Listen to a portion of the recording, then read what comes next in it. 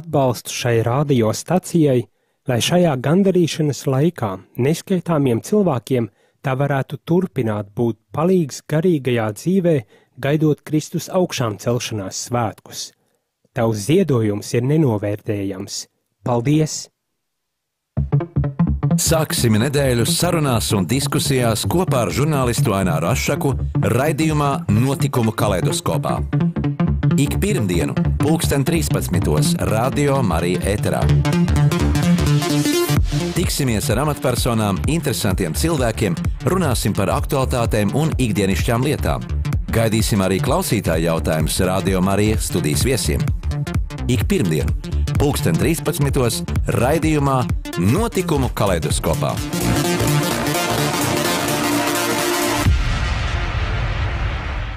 Esiet sveicināti, cienījamie radio klausītāji. Šajā deportāciju gadadienā, 25. martā, arī pievienojamies visiem dziļas cieņas apliecinājumiem tiem cilvēkiem, tām ģimenēm, kuras arī deportētas un cietušas no 1949. gada 25. marta izsūtījumiem. Un jāsaka, nemazāk svarīga tēma ir šīs humanās lietas un šī humanā pasaule un šī humanā attieksme. Tāpēc esmu studijā aicinājis sabiedrisko attiecību kompānijas 2 gadi vadītājs, sabiedrības veselības speciālisti Glābēji Silītis, Babybox projekta izveidotāja Latvijā, Laura Zvirbulle. Sveicināti, Laura! Labdien! Tātad Babybox, Glābēji Silīti, līdz tam brīdim, pirms 15 gadiem, mēs nezinājām, kas tā Glābēji Silīti ir, kas tā ir, kāpēc šie bērniņi nonāk tajā. Jā, nu tātad 2009. gadā, tieši 15 gadus atpakaļ, Latvijā tika atklāta pirmā Glābēji Silīte. Tā atrodas Rīgā, Bērnu Klīniskās universitātes slimnīcas teritorijā. Un 15 gadu laikā, es teiktu tā, pirmo 5 gadu laikā Latvijā tika atvērtas 8 Glābēji Silītes, kurās uz doto brīdi visu šo te 15 gadu laikā ir atstāti jebšu izglābti 57 jaundzimušie. Glābēji Silīte, tā ir vieta bērna dzīvībai. Tas nozīmē, ka Glābēji Silītē tiek atstāti tie jaundzimušie, kuri ir negribēti savās ģimenēs, kur vai vecākiem vai, es teiktu tā, ļoti tuvu stāvošiem cilvēkiem bērns ir šķitis kā ļoti liels apgrūtinājums un vieglāk tā tad bija atteikties no mazuļa, nekā viņu audzināt ģimenē. Jā, un kā tieši radās šī ideja ieviest Latvijā šo projektu, vai tā ir pieredze no citām valstīm, rietumvalstīm? Konkrēti Latvijā mēs pieredzi ņēmām no Čehijas, jo Čehijā bija jau atvērtas Glābēji Silītes, Babybox viņiem saucās, ja. Savukārt Čehija ņēma piemēru no Vācijas un jau uz doto brīdi visā pasaulē vairāk kā 23 valstīs ir šādas vietas bērnu dzīvībai, kur tiek atstāti negribēti jaundzimušie. Tad bērniņš tiek ielikt šai Glābēji Silītē, un kā tas notiek tālāk, tīri tehniski? Tātad Glābēji Silītē ir durtiņas, un tālāk atverot šīs durtiņas ir gultiņa. Es vēlos piebilst to, ka tas ir absolūti anonīma vieta, tur nav, ja pat tur ir logi, tad viņi ir aizklāti ar necaurspīdīgām plēvēm, un kameras, jebšu kādas novērošanas iekārtas tur nav visā šajā, vietā. Tātad atver durtiņas, ieliek bērniņu, un tālāk pati, ja durvis netiek aizvērtas no ārpuses, viņas automātiski aizverās, tālāk tās fiksējās, un durvis vairs nevar no ārpuses atvērt. Savukārt diennakts mediķu postenī atskan gan skaņas, gan gaismas signāls, un 1 līdz 2 minūtes, kad Glābēji Silītē ir mediķis klāt, un veids bērnam to pirmreizējo apskati, lai saprastu, vai viņu drīkst ņemt un pārnest uz nodaļu.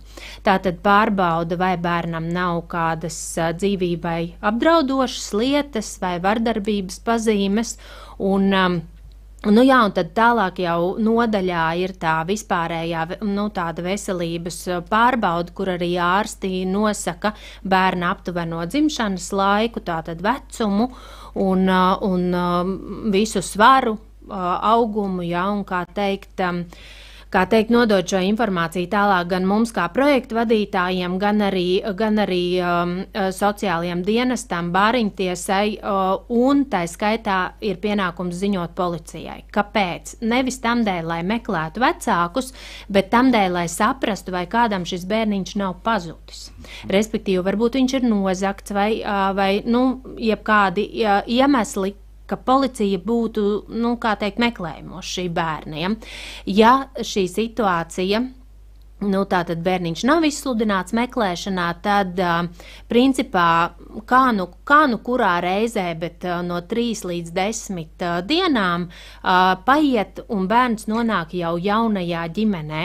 Tātad jaunā ģimene ir tie cilvēki, kuri stāv rindā un gaida, lai adoptētu jaundzimušu bērnu. Tad kāds šobrīd ir šis pieprasījums uz adoptēšanu? Uz adoptēšanu pieprasījums ir liels. Es nevaru precīzu skaitli pateikt, bet apmēram līdz 100 ģimenēm. Jā, Latvijā ir apmēram 100 ir tie gaidītāji rindā, kuri vēlās adoptēt tieši jaundzimušo bērniņu.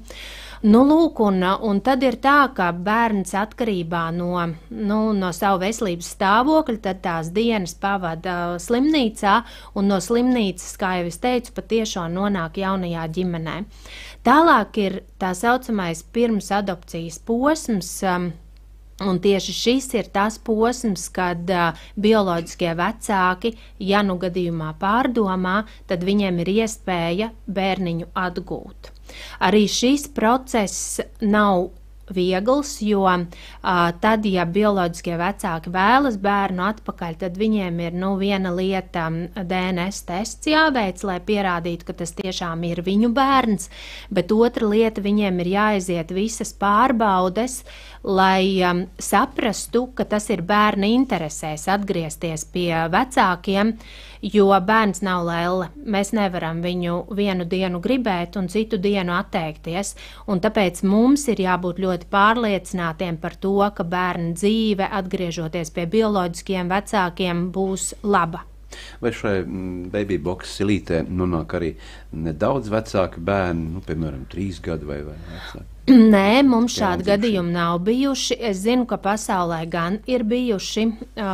Japānas glābējsilītē ir ielikts bērns, kurš varēja pateikt vārdu, uzvārdu un savu adresi, kur viņš dzīvoja, bet Latvijā nav bijuši šādi gadījumi, un es ceru, ka arī nebūs, jo glābējsilīte ir domāta jaundzimušajam, kas nozīmē bērns līdz 6 mēnešu vecumam.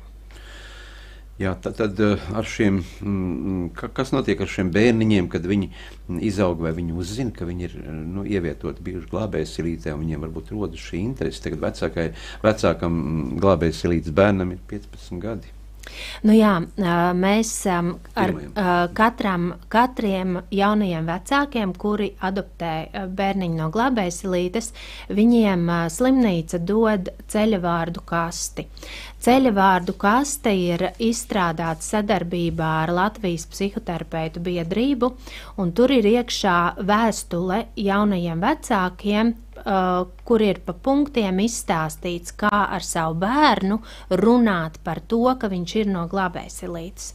Jo psihoterapeiti iesaka, ka šis fakts ir jāsaka, un bērnam ir jābūt zinošam, jo savādāk pastāv attiecībās kaut kas nepateikts, kaut kas noklusēts, un tas rada to, kā teikt, neusticēšanos vienam pret otru. Bet mēs dodam līdzi to ceļvārdu kasti tieši ar tādu domu, ka tas atvieglo šiem te vecākiem sarunu ar savu bērnu par viņa izcelsmi. Tāpat ceļvārdu kastē tiek ievietots visas tās mantas, kuras ir ievietotas ar bērnu kopā glābējsilītē, respektīvi nereti tas ir knupītis vai drēbītes vai kaut kas ir tas identifikators, jo, tajā mirklī, kad bērns tiek adoptēts jaunajā ģimenē, tās durvis ir aizvērušās pavisam ciet. Un tālāk ir tikai līdz 18 gadiem periods jaunajā ģimenē, un ja 18 gadu vecumā šis te bērns pats vēlēsies atrast savus bioloģiskos vecākus, tad tieši tā ceļvārdu kaste būs tas vienīgais veids, kur viņš var sākt šķetināt to informāciju. Kā ir mainījusies gadiem ejot šī sabiedrības attieksme un sapratni par to, ka baby box ir šī glābējsilīte, lai tas bērniņš nonāktu drošās rokās, lai nebūtu tā kā pavisam nesen grobiņā?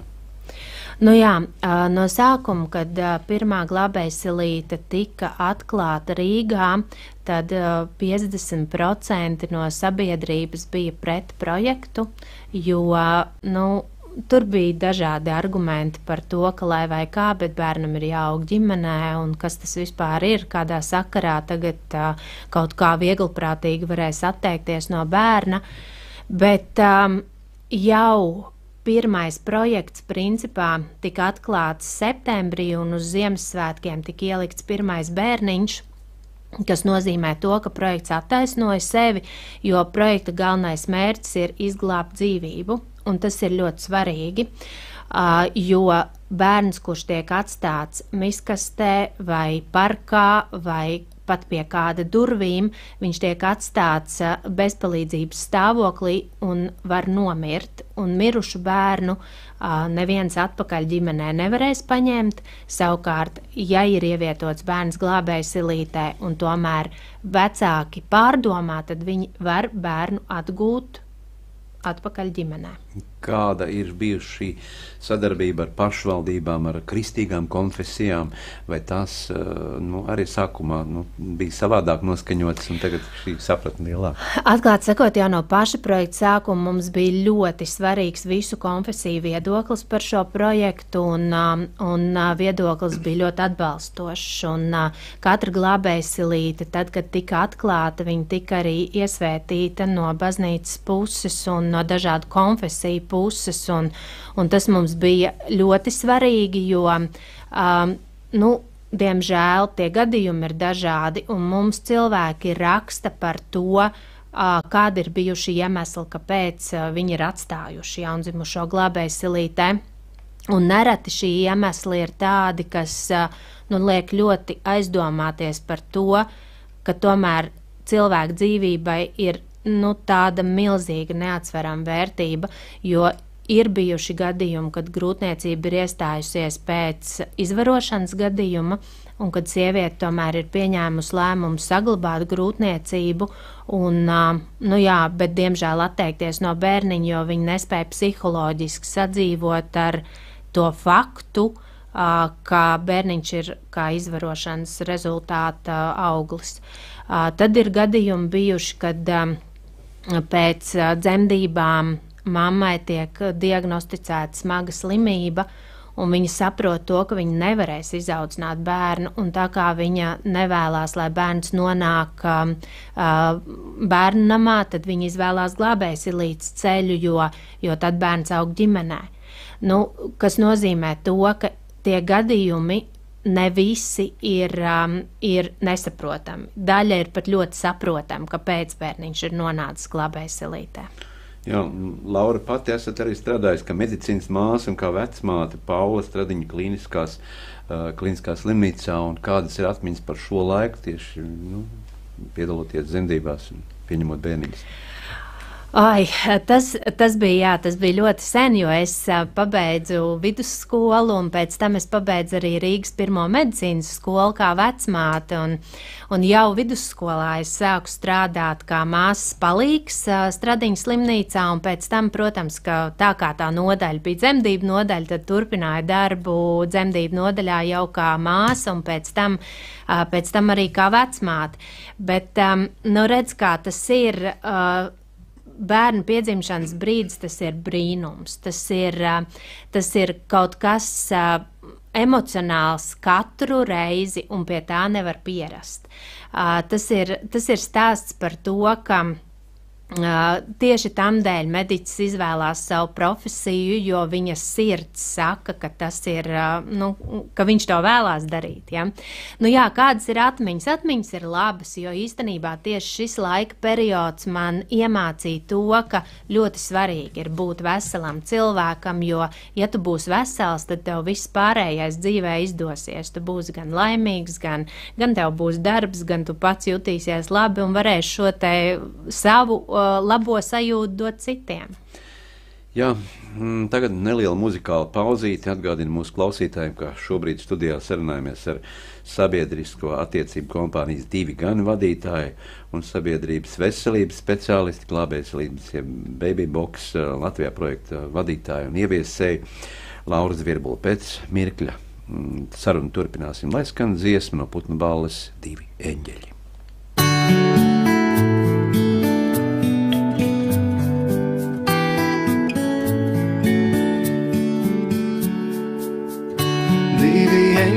Sēž jumta korē un dzied, katram nomet pa dāvanai, katram, kas garām iet, bet to nedzird neviens, un to neredz neviens, un eņģeļi smēj. Kā gan var prieks būt kaut kas liekas? Zini, varbūt mums jālido prom, šeit katram jau tā ir tik daudz. Dzirdi kaut kur kāds bārenis raud, un laimīgi tie atpakaļ sauc. 2 eņģeļi sēž korē un zied, katram novēlai izdodas, katram, kas garām iet, bet to nedzird neviens, un to neredz neviens, un eņģeļi smēj, vēl taču gaiš, kas tiem gaiš. Zini, varbūt mums jālido prom, šeit katram jau tā ir tik daudz. Dzirdi kaut kur kāds bārenis raud, un laimīgi tie atpakaļ sauc.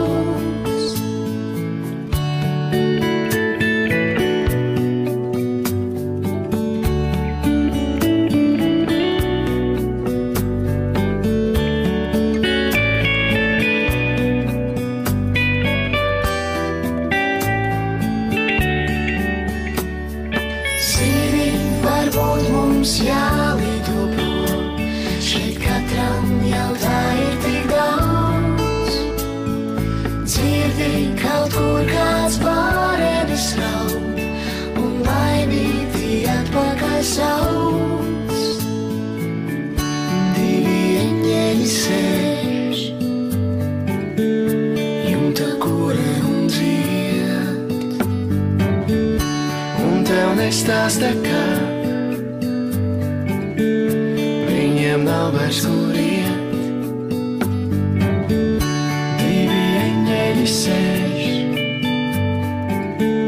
jumta korē un zied, vakar pusnaktī tiem spēnu salauzi sveic. Turpinām sarunu studijā ar mūsu šīsdienas studijas viesi, ar sabiedrisko attiecību kompānijas 2 Gani vadītāju un sabiedrības veselības speciālistu glābējs līdz Babybox projekta ieviesēju Latvijā Lauru Zvirbuli. Laura, ne tikai Babybox glābējs līdz, bet arī ir vēl daudz citi veselību veicinoši un aktuāli projekti, kurus virzāt caur sabiedrisko attiecību kompāniju, lai sabiedrība, lai tie nonāk pie sabiedrības ausīm, tā varētu teikt, lai sadzirdētu jūs. Sāksim ar to, ka kampaņa vai pārbaudas aicinājums pārbaudīt C hepatītu, kas arī ir nopietna infekcija. Nu jā, tātad pirms es atbildu par C hepatītu, es vēlos uzsvērt to, ka sabiedrisko attiecību kompānija 2 Gani strādā tikai ar veselības un medicīnas tēmām. Un tas mūsu pienākums ir būt kā tādam tiltam, jeb ruporam no ārsta uz plašu sabiedrību. Un tieši tamdēļ mēs runājam par tām problēmām, kur ārsti redz, ka cilvēki vai nu nepārbaudās, vai nu nedomā, vai nu šķiet viņiem, ka tas jau ģimenes ārsts pieņems lēmumu, un ko tam man tur iesaistīties. Ja? Bet ģimenes ārsts, protams, ja viņš ir atbildīgs, viņš pieņems šo lēmumu un nosūtīs uz konkrētām analīzēm, bet nereti ir tā, ka cilvēkam pašam ir jābūt tam, kurš zina, kāda veselības pārbauda viņam ir nepieciešama, un viņš jau ar šo informāciju aiziet pie savu ģimenes ārstu un saka, ka lūdzu, es vēlos pārbaudīties uz C hepatītu, vai es vēlos pārbaudīties uz HIV infekciju, un ģimenes ārsts ir tas, kurš tālāk to var norīkot, un kā teikt, pa valsts apmaksāto analīžu jau ceļu, tas tiek veikts un pārbaudīts. Tātad, ja mēs runājam par C hepatītu, diemžēl Latvijā liela populācijas daļa ir inficēta ar C hepatītu, un diemžēl viņi to nezina, jo C hepatīts ir klusējošā infekcija, kura nepasaka, vai pat 10 gadus cilvēks, kurš ir inficēts ar C hepatītu, var to nezināt. Savukārt, tad, kad šī infekcija jau par sevi sāk runāt ķermenī, ja, tad, diemžēl, tas var būt jau nokavēts brīdis. Kam tad būtu jāpārbaudās uz C hepatītu? Pirmkārt, katram cilvēkam vismaz 1 reizi mūžā. Tā ir pirmā lieta. Otrā lieta, ja cilvēks, sieviete, vīrietis veic manikīru, pedikīru, piemēram, ir izdomājis tetovējumu uzlikt vai apmeklē zobārstu, tad būtu vēlama pārbauda reizi 5 gados. Šī analīze ir bez maksas HIV profilakses punktos. Tātad ir slimību profilakses un kontrolas centra mājaslapā, ir adreses pa visu Latviju, ir šie te punkti, kur var aiziet nodot bez maksas. Tieši tāpat, ja cilvēks ir kā donors asinīm, tātad ziedo asinis, tad viņu jau automātiski pārbauda uz šīm infekcijām. Nu, un, protams, caur ģimenes ārstu ar norīkojumu, jo katram cilvēkam pienākās tā sava analīžu pakete, tad var dabūt iespēju un pārbaudīties uz C hepatītu. Tad es saprotu tomēr, ka pašam pacientam vairāk jāizrāda šī iniciatīva. Un vēršoties pie ģimenes ārsta, ir jāizsaka savas vēlmes, nevis jāgaida no ārsta, kad viņš secinās, ka tev tā vaina vai tā vaina. Es teiktu, ka jā, jo ja mēs paši par sevi rūpēsimies, tad mums ir garantija, ka mēs tiešām esam izdarījuši, parūpējušies un šīs te pārbaudas veikuši. Savukārt gaidīt, kad mums kāds kaut ko atgādinās, iespējams mēs sagaidīsim, bet iespējams mēs arī nesagaidīsim. Esmu lasījis arī, ka līdz 2030. gadam ir paredzēts, ka Latvijā C hepatīts ir jāizskauž, jātiek ar to galā. Kā to panākt? Tātad tā galvenā lieta ir tāda, ka Latvijā ir sakārtota sistēma tā, ka ja cilvēkam tiek atklāts C hepatīts, tad viņam tiek nodrošināta valsts apmaksāta ārstēšana, un šīs te ārstēšanas efektivitāte ir līdz pat 99%. Kas nozīmē to, ka principā izārstēt var praktiski visus, kuri ir inficēti ar C hepatītu. Tās ir jaunākās zāles, tie ir izcili medikamenti, kuriem ir ļoti maz blakus parādības un kur ļoti īsā laikā izārstē šo infekciju. Kā mēs varam panākt, lai mēs līdz tam 2030. gadam izskaustu Latvijā C hepatītu? Tā ir tā mūsu pašu atbildība aiziet un veikt šo testu.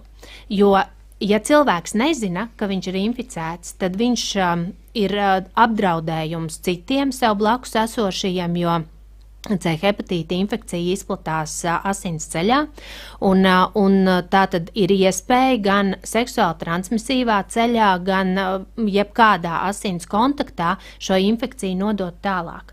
Kas nozīmē, ka principā, ja tu neesi pārbaudījies, tad tu nezini savu statusu. Tamdēļ aiziet un pārbaudīties, tas ir ļoti viegli, un jo ātrāk ir zināms, tātad, piemēram, ja cilvēks ir inficēts, tad ļoti ātri viņš arī tiks izārstēts. Tad sabiedrībai jāapzinās, ka par savu veselību tu tomēr atbildi pats, un gaidīt pēc tam kaut kādu palīdzību novēlot, tas jau var beigties bēdīgi, arī neārstējoties. Jā, vēl ir šīs bezmaksas konsultācijas pie nefrologiem, un bieži vien presē un masu medijos mēs redzam, ka ir šīs arī iespējas nieru, nedēļas ietvaros pārbaudīt nieres, piemēram. Ja? Jā, šogad nieru veselības nedēļa ir plānota kā maija pēdējā nedēļa, un šeit es iesaku sekot gan Pāvila Stradiņa Kliniskās universitātes slimnīcas mājaslapai un sociālajiem tīkliem, gan arī nefrologu asociācijas sociālajiem tīkliem, jo būs atkal iespēja apmeklēt ne tikai Rīgā, bet arī citās pilsētās nefrologu bez maksas. Un šīs nedēļas ietveros atkal tas mudinājums cilvēkiem ir atcerēties, ka arī urīna analīze ir jānodod 1 reizi gadā, jo ar nieru problēmām pārsvarā īstenībā saskarās jauni vīrieši, un tas stāsts ir par paaugstinātu asinsspiedienu, jo paaugstināts asinsspiediens dod tādu tā kā pat enerģiju ikdienā, un cilvēki nepievērš tam uzmanību, savukārt tieši tas dara pāri nierēm. Un šajā te urīna analīzē ir jāpalūdz ģimenes ārstam tieši to olbaltumu noteikti, mikroalbuminūrija tā saucās, un pārbaudīt, vai šie te mazie olbaltumi nav urīnā, jo tas ir tas pirmais vēstnesis, ka kaut kas nav kārtībā, jo diemžēl arī nieru mazspēja, jeb hroniska nieru slimība ir klusējošā slimība, kura tad, ja viņa netiek noķerta sākuma posmā, tālāk noved pie dialīzes, tātad niera vairs nevar savu funkciju veikt un ir nepieciešama mākslīgā niera, un kaut kādā mirklī tas noved pie tā, ka ir nepieciešama nieras transplantācija, un tur īsti vairs atpakaļ ceļa nav, tāpēc atkal es vēlos mudināt tik 1 reizi gadā nodot urīna analīzi, lai būtu droši, ka manām nierēm viss ir kārtībā. Varbūt daudzi mūsu klausītāji teiks, jā, mēs aiziesim šīs nieru veselības nedēļas ietvaros pārbaudīties, bet vai tur tikai šīs asins analīzes konsultācija pie speciālista, vai tur nav nepieciešams cits nopietnāks arī izmeklējumi ar nieru dažādiem aparātiem, kas... Katrā gadījumā tā ir iespēja aiziet pie nefrologa un saprast savu situāciju un saprast to plānu, ja viņš ir nepieciešams, ko tad tālāk darīt. Jo nereti ir tā, ka cilvēks atliek vizīti pie ārsta, bet tieši šī nedēļa dos iespēju noteikt to datumu un laiku, kad tad es to ārstu apmeklēšu un kad es ar viņu aprunāšos un kad es tās analīzes nodošu. Protams, ka vislabāk būtu, ja pirms šīs te vizītes pie ārsta būtu jau uz rokas veiktas urīna analīzes, un tad var ārsts apskatīties, vai viss ir labi, vai tomēr kaut kas ir vajadzīgs papildus. Nu, kāda ir cilvēku, teiksim, aktivitāte šajās kampaņās? Cilvēku aktivitāte ir ļoti liela, un tas man liek domāt, ka tomēr tā pieejamība pie ārstiem ir ierobežota, jo šīs nedēļa notiks 3. gadu. Un visus iepriekšējos 2 gadus pilnīgi visas vietas pie ārstiem tika aizņemtas, un cilvēki, viena lieta ir tas, ka viņi pierakstījās, bet otra lieta ir tāda, ka tiešām visi arī ieradās uz šīm vizītēm, un tas nozīmē, ka tā ir tāda ļoti atbildīga attieksme, un par to paldies liels, jo ja ārsts velta savu laiku, un it sevišķi nesaņemot par to nekādu samaksu, tad, protams, ka tas ir izcili, ja cilvēks ir pierakstījies un arī atnāk. Jā, Laura, tīri personiski gribēju pajautāt, kāds ir tavs priekšstats par mūsu mediķiem? Jā? Bieži viņi saņem daudz pateicības, citi atkal saka, ārsts nav izdarījis to, nav izdarījis. Kā vērtēt vispār mūsu mediķis kopumā? Es vērtēju ar izcili atzīmi, jo mūsu ārsti ir... man liekas, roku liekot uz sirds, es varu pateikt tikai paldies par viņu darbu un par viņu zināšanām un par viņu spēju būt ne tikai ārstam savā darba vietā, bet arī, kā teikt, viedokļu līderim par savu tēmu un vēl papildus atrast laiku izglītot sabiedrību par veselību, jo, kā mēs zinām, mums jau ļoti daudzus gadus skolās nav veselības mācība, un līdz ar to, diemžēl, sabiedrība nav zinoša par to, kādas veselības pārbaudas, kurā vecumā būtu jāveic vai kā vispār tā kopumā mūsu organisms strādā. Un tad es strādāju ar ļoti daudz ārstiem un ar ļoti daudz ārstu organizācijām un asociācijām, un visi viņi ir gatavi būt kā rupori sabiedrībai, stāstot, skaidrojot gadu no gada un kā teikt, pārējo laiku velta no rīta līdz vakaram pacientiem. Diemžēl Latvijā trūkst mediķi un vispār trūkst gan ārsti, gan palīgu personāls, gan ārstniecības personas, un es gribētu cerēt, ka mēs varēsim mācīt vēl lielāku cilvēku skaitu, jo Latvijā, lai arī it kā ir maz iedzīvotāji, tie ārsti ir tāpat par maz. Daudz jau izceļojuši uz citām valstīm, kur labāks atalgojums. Situācija ir tāda, kāda ir, bet viena no aktuālām problēmām gan pasaulē, gan Latvijā ir šī onkoloģijas problēma, slimības, onkoloģiskās saslimšanas, kas ir gadu arvien vairāk pieaug un palielinās, un vēža skrīnings, veselības pārbaudes, par to arī stāstīts, tiek runāts, pārbaudīt krūtis, pārbaudīt arī sieviešu veselību, dzemdes kakla vēzi, vīriešu veselību, prostatas. Parunāsim par šīm lietām, kas attiecas uz onkoloģiju. Jā, tātad mūsu valsts apmaksā skrīninga programmas. Ko nozīmē skrīninga programma? Tas nozīmē to, ka konkrētā vecuma grupā esošiem cilvēkiem konkrētā laika periodā valsts apmaksā pārbaudi, lai gadījumā ir kāds no vēža veidiem, tad tas laicīgi jeb agrīni tiktu atklāts. Kas ir ļoti svarīgi, jo tad, ja atklāja ļoti agrīnā stadijā vēzi, tad ar to ir vispār iespējams cīnīties un ārstēt. Diemžēl Latvija ir ļoti sliktā pozīcijā ar skrīninga apmeklējumu, tātad atkal sabiedrības līdzatbildība. Ja cilvēkam atnāk, piemēram, paņemsim krūtsvēža skrīningu, mums ir kampaņa pārbauda krūtis, lai dzīvotu. Kampaņa principā šogad būs 14. gadu pēc kārtas, un tā nav vienīgā kampaņa, kas notiek Latvijā. Ir vēl paralēli citu organizāciju veidotas kampaņas. Diemžēl skrīnings nav augstāks kā 40%. Vajadzētu būt 80–90%. Tā kā skrīnings nav augstāks kā 40%, mēs nonākam pie tā, ka ļoti daudzi audzēji tiek diagnosticēti jau ielaistā stadijā, jau vēlīni gadījumi. Un Nu jā, un tamdēļ vienīgais, ko es varu no savas puses pateikt, ka lūdzu aiziet pie sava ģimenes ārsta, ja jums nav skaidrība, vai man pienākās, vai man nepienākās, jo jūs ar ģimenes ārsta norīkojumu varēsiet veikt šo te krūtsvēža gadījumā mamogrāfiju par 4 eiro. Savukārt, tad, ja ir skrīninga vēstule, tad, protams, tas ir pavisam bez maksas, bet ja šī skrīninga vēstule ir pazudusi, tad ģimenes ārsts viņu var atjaunot.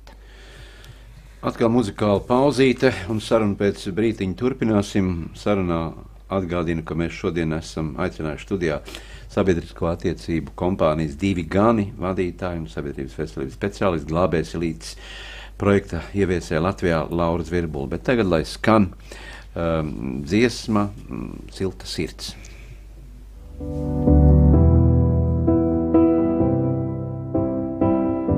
Tāpat kā tu, es mīlu svētdienas rīts, tāpat kā tu.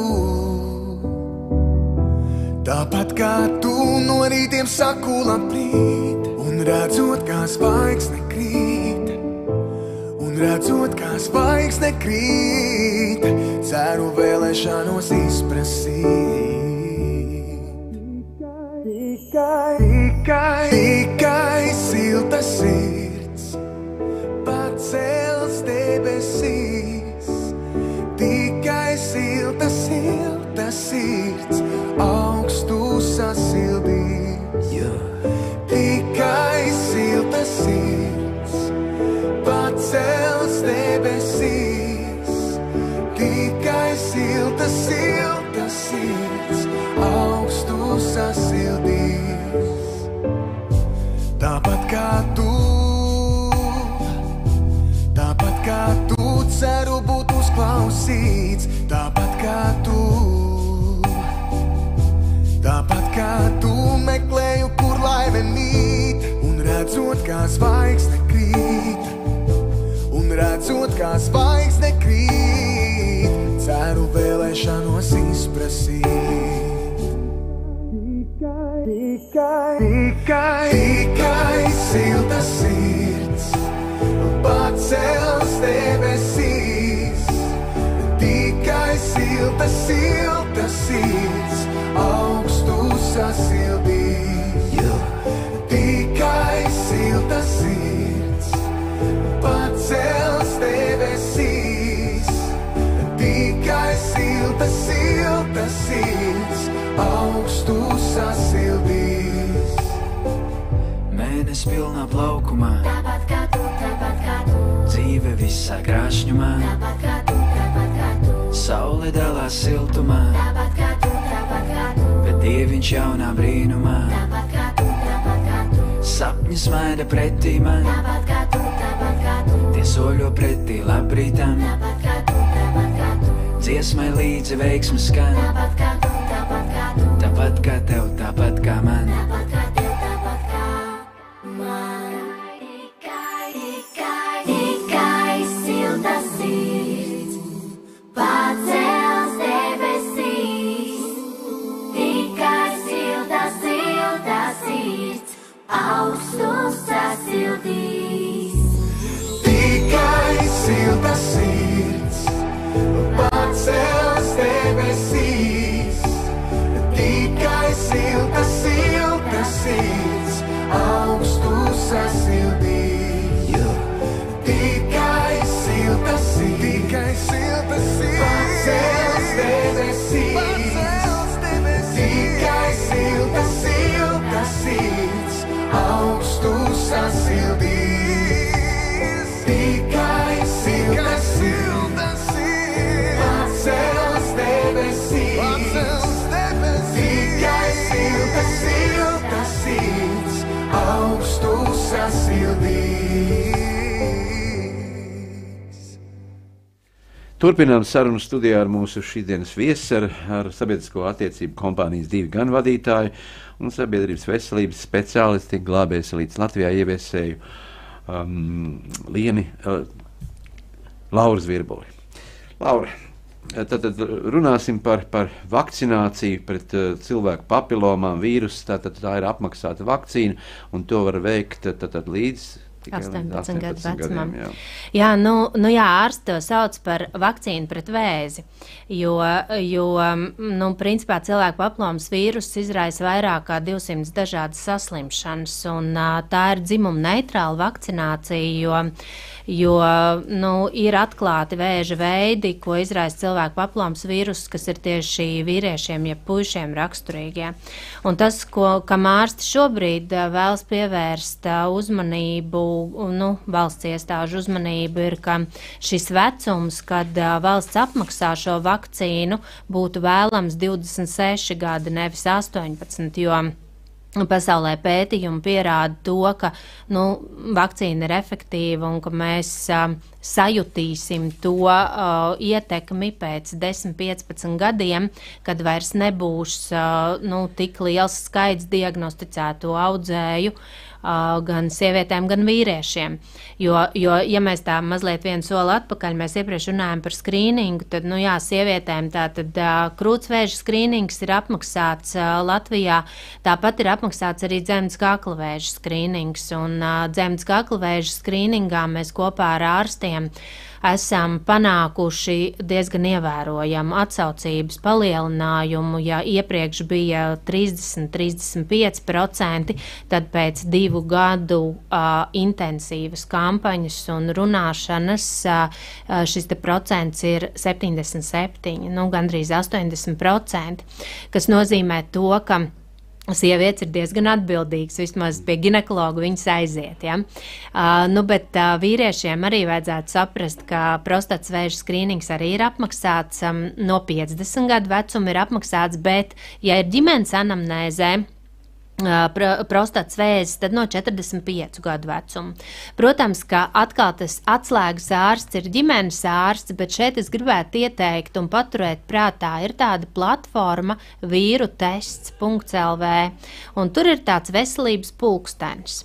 Un šajā vietnē var uzlikt savu vecumu, un tur parādīsies pilnīgi visas veselības pārbaudes, kuras manos 40, 42 vai 60 gados būtu jāveic. Un tad var pierakstīt to visu un, kā teikt, nokontrolēt, vai es šogad esmu izdarījis visas savas veselības pārbaudes. Jā, daudz no cilvēkiem baidās no tā, ka man to lietu konstatēs, bet kur tad es ņemšu naudu medikamentiem un kāda vispār ir šie medikamenti, vai tie ir pieejami šīs augstākās klases medikamenti, kas pasaulē šobrīd ir tie taču? Ļoti daudz ir pieejams Latvijā, varbūt nav viss, bet ir ļoti daudz, jo tiešām gan Latvijas onkologa asociācija, gan Latvijas ķīmijterapeitu onkologa asociācija ir ļoti daudz darba ieguldījuši, lai rūpētos par pacientiem un lai pacientiem būtu pēc iespējas vislabākā terapija, kāda vien ir iespējama. Tieši tamdēļ ir svarīga tā agrīnā diagnostika, jo ātrāk onkoloģija tiek atklāta, jo mazāk būs ciešanu, mazāk būs pārdzīvojumu un efektīvāk būs tā iespēja ārstēt. Šie onkoloģijas veidi ir ļoti, ļoti daudz un dažādi, sākot ar tiem ādas veidojumiem un tāpat kuņģa un aizkuņģa dziedzers, kas ir ļoti latents un slēpts veidiem. Kā mums ir šobrīd ar onkoloģijas speciālistiem, jo onkoloģija tiešām ļoti, ļoti izplatīta? Latvijā ir tātad onkoloģijas centrs, un onkoloģijas centrā ir pieejami visi vadošie speciālisti. Jā, varētu būt, kad ir pie kāda ilgāks laiks jāpagaida uz vizīti, bet tieši tam dēļ mums ir zaļais koridors Latvijā, kuram ir jānodrošina ļoti ātra tikšana pie ārsta. Un principā, pēc visiem noteikumiem pie ārsta būtu jātiek 2 nedēļu laikā. Es līdz šim neesmu dzirdējusi sūdzības, ka nevarētu tikt pie ārsta 2 nedēļu laikā. Tamdēļ, ģimenes ārsts ir tas, kurš var norīkot aizdomu gadījumā. Bet, redz, te ir tas stāsts, ka ka, ja laicīgi diagnosticē, tad ļoti ātri var tikt pie ārsta un ātri šo problēmu atrisināt. Problēmas sāks tad, ja jau ir vēlīnās stadijas un kad jau arī ārsts vairs īsti nezina, ko darīt un kā palīdzēt, jo, diemžēl, ielaistie gadījumi, viņi var ļoti bēdīgi beigties. Jā, diemžēl onkoloģija ir tāda, ka jau pavisam maziem bērniem un arī senioriem jau sirmā vecumā tā parādās. Kāda ir situācija bērnu slimnīcā šobrīd onkoloģijas nodaļā? Šo man būs ļoti grūti komentēt, jo es tiešām nezināšu, kāda ir situācija, bet, droši vien, ka nekā labi jau tur nav. Kas saistās ar onkoloģiju, un sevišķi ar bērnu onkoloģiju, tur, ir... Varbūt pat tam bērnam nav tik grūti, cik grūti ir vecākiem, ja? Bet es gribētu ticēt, ka pēc iespējas visas situācijas tiek ar vislabākajiem līdzekļiem risinātas. Jā, un kā mēs varam sevi mainīt vai rīkoties tā, lai mēs nesaslimtu ar šīm onkoloģiskām slimībām, runājam par neveselīgu pārtiku, par dzīvesveidu, par stresu, par daudzām citām lietām, kas varbūt kaitē veselībai, vai to vispār viss ir iespējams ievērot? Es domāju, ka veselīgu dzīvesveidu mēs varam ievērot. Tas ir katra mūsu paša rokās. Mazāk mūsu rokās ir ģenētiskais faktors, jo mēs īsti nezinām, kas notiek ģenētiskā līmenī, bet veselīgi dzīvot, tā ir katra paša izvēle. Tieši tāpat kā mēs paši izvēlamies to, vai mēs nodosim analīzes, kad mēs viņus nodosim, cik bieži mēs nodosim, kādas analīzes mēs nodosim un kā mēs vispār par sevi rūpēsimies. Jā, šobrīd ir tas lieldienu gaidīšanas laiks un lieldienu nedēļa. Kādai būtu jābūt šai atbildībai vecākiem, pirms mēs plānojam savu bērniņu? Kāda ir jauniešu atbildība, vai par to sabiedrībā tiek daudz runāts? Jā, jaunatne ir ļoti mainījusies, un es gribētu teikt, ka jau reti, kuram jaunībā dzimst bērni. Ja? Tagad jau tas viss ir apgriezies kājām gaisā. No sākuma mēs iegūstam izglītību, tad ir karjera un pēc tam sāk veidot ģimeni.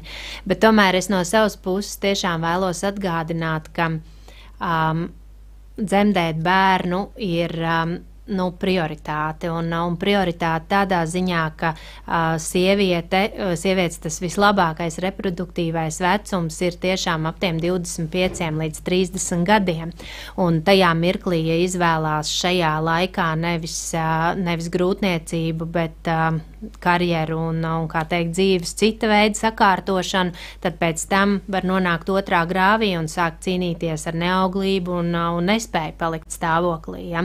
Tā kā es gribētu teikt tā, ka tās prioritātes ir jāsaliek tā labi katram pašam priekš sevis, jo ir jārēķinās ar kaut kāda veida sekām, kuras gan vienas, gan citas izvēles var nest. Jā, kāda ir šī valsts informētība no valsts puses un arī kampaņu veidošana, lai šie bērni jau no skolas jau tiktu informēti par to, ka par savu veselību esi atbildīgs pats un ka ne vecāki, ne kāds cits tev nepalīdzēs, ja pats nerūpēsies, nesekosi par savu, zobu veselību, sākot jau par zobu veselību un arī par citām pārējām lietām. Ir kampaņveidīgi valsts organizēti projekti, iepšu kampaņas skolās, bet atklāt sakot, man šķiet, ka tas viss tomēr ir no ģimenes, un tā ir vecāku atbildība iemācīt savam bērnam rūpēties par savu veselību, jo nedz bērndārzā, nedz skolā tā nav viņu prioritāte rūpēties par konkrētā bērna veselību. Ja es zobus iemācu viņam tīrīt mājās, tad viņš zinās, kā to darīt bērndārzā, nevis otrādi. Ja? Un tieši tam dēļ ir jārunā ar saviem bērniem, jauniešiem, pusauģiem par veselību, par visām tēmām, ir jāstāsta tas un ir arī jādalās savā pieredzē. kā iet man ar manu veselību, ko es pārbaudu, kāpēc es to daru un kādi ir rezultāti. Un tas pats arī par dzimumu audzināšanu, lai Protams. bērni saprastu to. Pagājušajā gadā liels skandāls izcēlās par to, ka izdevniecība Pētergailis izdeva grāmatu par šo bērnu radīšanas procesu un par attēlojumus ar dažādām ilustrācijām, un tas sabiedrības satrauc, aizgāja pat līdz valsts policijai, ka tas nepieņemam. Kāds tavs viedoklis? Nu, mans viedoklis ir tāds, ka dzimuma audzināšana noteikti nāk no ģimenes, un tas ir stāsts par to, ka nedrīkst neatbildēt uz jautājumiem, kurus tev uzdod tavs bērns. Vienalga, kāds ir jautājums, uz viņu ir jābūt atbildēji. Cita lieta ir tā, ja es atbildu nezinu. Tad es tā arī pasaku, ka es nezinu, bet es atradīšu pareizo atbildi, un tad es tev atbildēšu. Es uzskatu, ka dzimuma audzināšana ir svarīga jau no pirmā jautājuma. Jā, mūsu sarunas laiks tuvojas noslēgumam. Laura, tad kāds ir novēlējums mūsu Radio Marija klausītājiem šajā stundā, kas klausās arī varbūt par savu veselību, par to, ko mēs stāstījām? Mans novēlējums ir tāds, ka es tiešām aicinu jūs ikvienu apsēsties un parunāt mazliet ar sevi par to, kā es jūtos. Kā es jūtos mentāli, kā es jūtos fiziski un kāda ir mana, kas ir tas vārds, kā es to varētu noraksturot. Un ja šis vārds ir, es jūtos labi, es jūtos lieliski, es jūtos izcili, tad lūdzu dalieties ar šo savu sajūtu ar saviem tuvajiem cilvēkiem.